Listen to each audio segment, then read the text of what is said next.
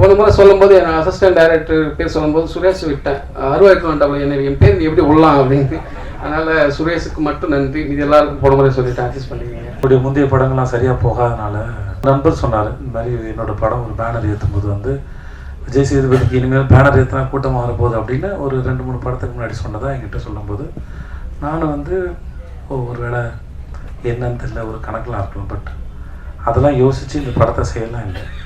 இது எந்த விதமான எமோஷனுக்காகவும் இதை சொல்லவே இல்லை. அந்த கேள்விகளுக்கு பதில் சொல்வதற்காக மகாராஜா பண்ணலை. ஏன்னா அந்த எண்ணத்தில் பண்ணால் அது உருப்படாது. அதனால் அப்படிலாம் யோசிச்சு அதிகமே பண்ணல. சேதனை பற்றி நிறையா சொல்லியிருக்கேன். ஒரு இன்சிடென்ட் மட்டும் சொல்ல ஆசைப்பட்றேன். ஒருத்தன் பொம்மை கடை மாதிரி வச்சுருந்தான், ஒரு ரெக்கார்டு வச்சுருந்தான். கூறு 3 ரூபா, கூறு 3 ரூபா மாதிரி, கூறு 50 ரூபா, கூறு 50 ரூபா வச்சுருந்தான். அந்த ரெக்கார்டை வாங்கி இவர், நான் சேதுபதி பேசுகிறேன், கூறு 50 ரூபா, கூறு 50 ரூபா, கூறு 50 ரூபா, கூறு 50 ரூபான்னு எடுத்து கொடுத்துரு. அது இது ப்ரொஃபஷனலாக பண்ணியிருந்தால் ஒரு 1 கோடி ரூபா சம்பளம் நினைக்கிறேன் இல்லைண்ணே. நல்ல பிரியாணி, நல்ல மதிய வேலையில் சாப்பிட்டதுக்கப்புறம் பேசுகிறது, அதுவும் வெறும் தேங்க்ஸ் மட்டும் சொல்கிறது, கண்டிப்பாக உங்களுக்குலாம் ரொம்ப போர் அடிச்சிருக்கோம். இது எப்படி உட்காந்து தூங்காமல் கேட்டீங்கன்னு தெரியல. முதல்ல அதுக்கே ரொம்ப நன்றி. நடுவில் கையெல்லாம் தட்டி பாராட்டுறீங்க, அது மிக்க நன்றி. இந்த படத்தை கேட்கும்போது ஒரு பெரிய பிரமிப்பும் நம்பிக்கையும் இருந்தது. இது எப்படி சாத்தியமாக போகுது அப்படின்னு ஒவ்வொரு படத்துக்கு முன்னாடி ஒரு பெரிய கேள்வி இருக்கும். சரி, நடித்து முடிச்சிருவோம். ஏன்னா கதை கேட்கும்போது மட்டும்தான் அந்த கதையோட அட்ராக்ஷன்ஸு, அதோட வேலை செய்ய அந்த கதை அட்ராக்ட் பண்ணக்கூடிய பாயிண்ட்ஸ் எல்லாம் தெரியும். நடிக்கும்போது தெரியாது, அது வெறும் கால்குலேஷன்ஸ் மட்டும்தான். நடித்து முடிச்சதுக்கப்புறம் எனக்கு சுத்தமாக தெரியாது இது எவ்வளோ தூரம் ஒர்க் அவுட் ஆகும். ஒரு 5% தெரியலாம். அப்புறம் வேறு யாரையாவது கூப்பிட்டு வந்து அவங்க பார்த்து எடிட்டரை கேட்டு, எடிட்டர் அசிஸ்டன்ஸ் கேட்டு, இந்த மாதிரிலாம் கேட்டு தான் இந்த சீன் ஒர்க் அவுட் ஆகுதான், அது புரிஞ்சிருக்கா அப்படின்னு யாரையாவது கேட்டு தெரிஞ்சுப்பேன் மொழியை. ஆனால் அந்த கேட்குற ஒவ்வொரு பாசியும் மொத்த மாலையாக கற்பனை பண்ணவே முடியாது மனசில். ஸோ ஆனால் ஓரளவு நம்பிக்கையோடு தான் நாங்கள் இருந்தோம். உங்களுக்கு ஷோ போகிற முன்னாடி வரைக்கும் நிறைய பேருக்கு போட்டு காமிச்ச ஒரு நம்பிக்கையில் உங்களுக்கும் பிடிக்கும், ஒரு ஆவரேஜ் இல்லை அபோவ் ஆவரேஜில் இந்த படம் வந்து எங்கள் தயாரிப்பாளருக்கு வந்து போட்டு காசை எடுத்து கொடுத்துருவோம் அப்படின்னு ஒரு நம்பிக்கையில் இருந்தோம். ஏன்னா என்னுடைய முந்தைய படங்கள்லாம் சரியாக போகாதனால இன்னொரு நண்பர் சொன்னார், இந்த மாதிரி என்னோடய படம் ஒரு பேனர் ஏற்றும்போது வந்து விஜய் சேதுபதிக்கு இனிமேல் பேனர் ஏற்றினா கூட்டமாக வரப்போகுது அப்படின்னு ஒரு 2-3 படத்துக்கு முன்னாடி சொன்னதாக என்கிட்ட சொல்லும்போது நானும் வந்து ஒரு வேளை என்னன்னு தெரியல, ஒரு கணக்கெலாம் இருக்கலாம். பட் அதெல்லாம் யோசித்து இந்த படத்தை செய்யலாம் இல்லை. இது எந்த விதமான எமோஷனுக்காகவும் இதை சொல்லவே இல்லை. இந்த மாதிரி நிறையா கேள்விகள் வந்து என்னை சுற்றி ஓடிக்கிட்டே இருந்தது. அந்த கேள்விகளுக்கு பதில் சொல்வதற்காக மகாராஜா பண்ணலை. ஏன்னா அந்த எண்ணத்தில் பண்ணால் அது உருப்படாது. அதனால் அப்படிலாம் யோசிச்சு அதிகமே பண்ணல. கேள்வி எதையும் நாங்கள் எழுப்பவில்லை. என்னை சுற்றி இருக்கவங்க தான் கேள்வி எழுப்புனாங்க, என்னை சுற்றி இருக்கவங்க தான் பதிலும் சொன்னாங்க. அந்த பதிலாக மகாராஜா அமைஞ்சதில் நான் நித்திலனுக்கும் சுதன் சாருக்கும் ரொம்ப பெரிய நன்றி நான் சொல்லிக்கிறேன்.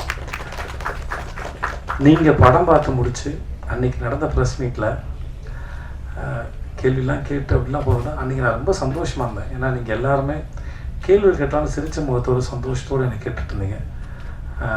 அந்த மூமெண்ட் நாளைக்கு மக்கள் பார்க்க போகிறாங்க. இன்றைக்கி நீங்கள் பார்த்துட்டு அந்த இரவு ரொம்ப இனிமையான இரவாக இருந்தது. அது முடிச்சுட்டு போய் அந்த மோஸ்ட்லி நான் பேசினதான் உட்காந்து பார்க்க மாட்டேன். என் படம் பார்க்குறது எனக்கு கூச்சமாக இருக்கும். அந்த ஒரு 14 நிமிஷம் 10 நிமிஷம் நினைக்கிறேன், அதை உட்காந்து பார்த்துட்டு இருந்தேன்.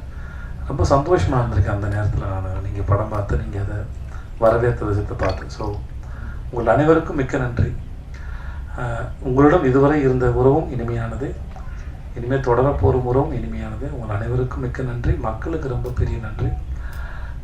உங்கள் ரசனைக்கு ரொம்ப நன்றி. என் மீது வைத்த நம்பிக்கைக்கு நன்றி. இந்த படத்தின் மீது வந்து ரசித்து முன்னாடி நாங்கள் சொன்ன மாதிரி இந்த படத்தை பற்றின அந்த பிளாட்ஸை மக்கள் கண்ணியத்தோடு மற்றவங்களுக்கு சொல்லாமல் அதை காப்பாற்றவும் நான் நம்பணும்.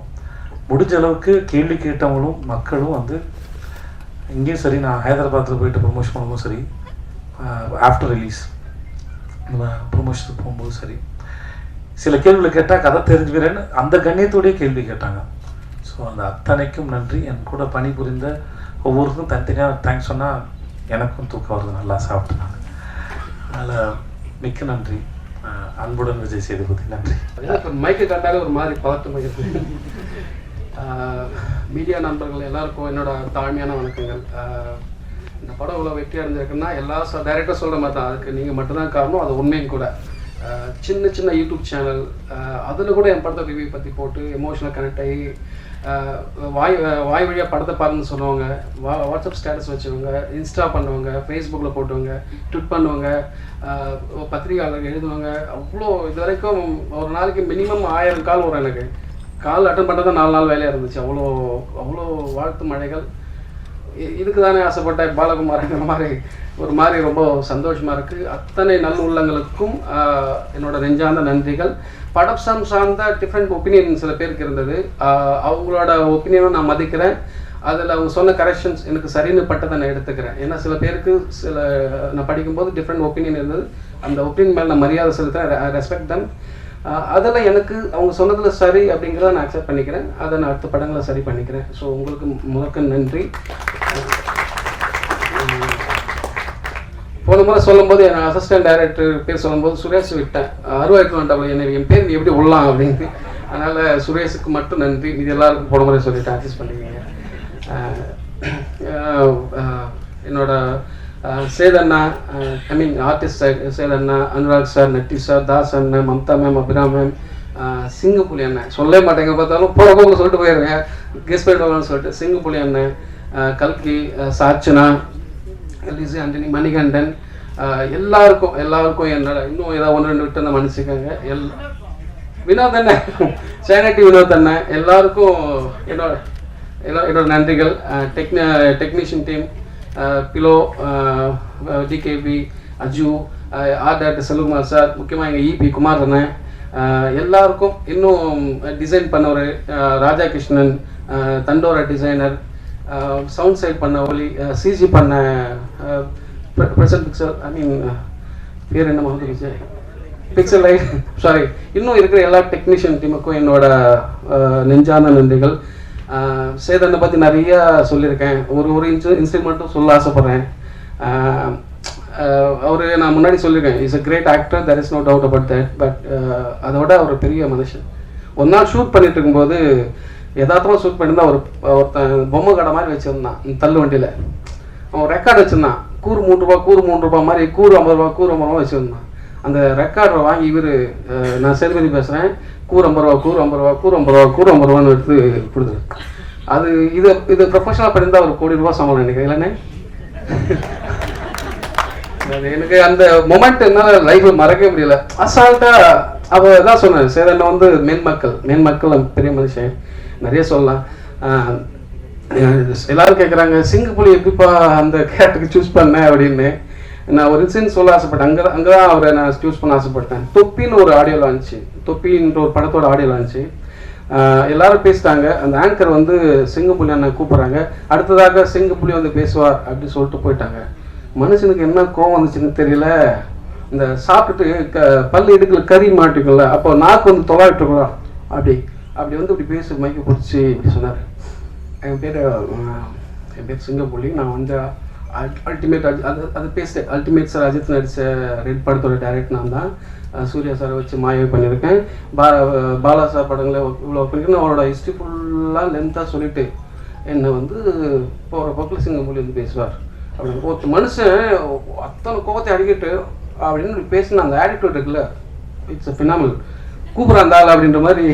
எனக்கு அவர் வேணும்ண்ணே, என்ன நீ வாங்கினே நீங்கள் பண்ணி அழுதுருவேன் அப்படின்ற மாதிரி கூப்பிட்டு கெஞ்சி கூத்தாடி நடிக்க வச்சுட்டேன். பர்ஃபார்மன்ஸ் பார்த்துருப்பீங்க, அவருக்கு சொல்ல வேணும். ஸோ எனக்கு ரொம்ப சந்தோஷமாக இருக்குது. முக்கியமாக இங்கே ஒரு விஷயம் சொல்லணும்னு ஆசைப்பட்டேன். இந்த கதை உருவாக்குறதுன்னு ஒரு கிரேசியான வரலாறு உண்டு. சாப்பிட்டுருக்கும் தூங்கிடாதீங்க. நாளைக்கு முடிச்சுட்டு அடுத்து படம் பண்ணணுன்ற முனைப்பில் இருக்கும்போது ஜெய் மீடியா என்னை கமிட் பண்ணாங்க. என்னையும் அண்ணாத்தை டைரக்டர் ராஜ்குமார் அவரையும் கமிட் பண்ணாங்க. கமிட் பண்ணும்போது ஒரு கதை கேட்டாங்க. நான் ஒரு கதை சொன்னேன், எனக்கு ரொம்ப பிடிச்சிருந்துச்சு ஸ்கிரிப்டு. ஃபஸ்ட் டைம் என்னை கூப்பிட்டு அவங்க தான் டைட்டில் பண்ணாங்க தான். ஸோ கதை சொன்னோடனே இப்படி பார்த்தாரு, ஐயோ இதெல்லாம் எப்படி எங்கள் படம் பண்ணுறது, பைத்தியக்காரா அப்படின்னாரு அவர். இல்லைன்னு ஒர்க் ஆகணும். ஸோ ஜெய்வி சார்கிட்ட கூப்பிட்டு போனாங்க. ஜெய்வி சார்கிட்ட கதை சொன்னேன், நீ நல்லா இருக்கடா அப்படின்னு. நல்லா இருக்கடா பண்ணலான்னு சொல்லிட்டு அவர் அப்புறம் அனுப்பிச்சிட்டாரு. அப்புறம் கூட இருந்தவங்க என்ன சொன்னாங்கன்னு தெரியல, மனுஷனுக்கு ஒரு மாதிரி கூப்பிட்டுக்கிட்டே நிற்கல, அது வேணாண்டா எல்லோரும் ஒரு மாதிரியாக சொல்கிறாங்க, எனக்கு ஒரு மாதிரியாக இருக்குது, வேறு பண்ணலாமாடா அப்படின்னாரு. இல்லைன்னு இது ஒர்க் ஆகணும் அப்படின்னு சொல்லிட்டு நான் அமைதியாக இருந்தேன். அப்படியே காலங்கள் தள்ளி போயிடுச்சு. அப்புறம் சாந்தனு பாக்கியராஜ் சார் பையன் அவர்கிட்ட போய் சொன்னேன். அவருக்கு ரொம்ப பிடிச்சிருந்துச்சு இந்த ஸ்கிரிப்டு. அவரு நிறைய ப்ரொடியூசர்கிட்ட கூப்பிட்டு போனார். பாக்கியராஜ் சாரே கேட்டார், அவருக்கும் கதை கேட்டார், அவருக்கும் ரொம்ப பிடிச்சிருந்துச்சு. அப்புறம் நிறைய ப்ரொடியூசர்கிட்ட கூப்பிட்டு போனார். அப்புறம் ஒரு சமயத்தில் எல்லாரும் போன பந்தல் அடித்த மாதிரி திரும்பி திரும்பி வந்துட்டே இருந்தேன். ஒரு மாதிரி டயர்டாகி விட்டுட்டு அதுக்கப்புறம் வேகமாக இன்னொரு ஸ்கிரிப்ட் எழுதுனா, அந்த வேகமாக எழுதின 1 இயரில் எழுதின ஸ்கிரிப்ட் தான் குரங்கு பொம்மை. அது முடித்து ஓரளவுக்கு மரியாதையான பேர் கிடச்சிது.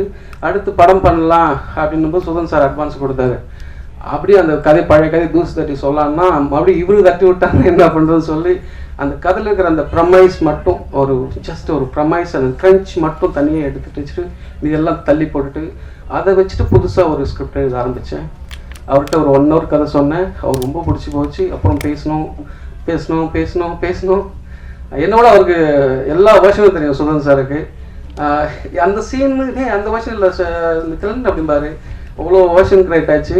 அவர் சொல்லுவார், இவருக்கு டைம் மட்டும் கொடுக்காதீங்க, டைம் கொடுத்தா எழுதிட்டே இருப்பாங்க. ஸோ இன்னைக்கு எழுதிட்டு இருக்கல, இது லாஸ்ட் வருஷம் முடிச்சுப்போம், நீங்கள் விட்டா இன்னும் எழுதிட்டு இருப்பேன், ஷூட் போயிடலான்னு சொல்லி போயிட்டோம். ரொம்ப சந்தோஷமாக இருக்குது. உங்களுக்கு எல்லாருக்கும் நன்றி. தேங்க்யூ.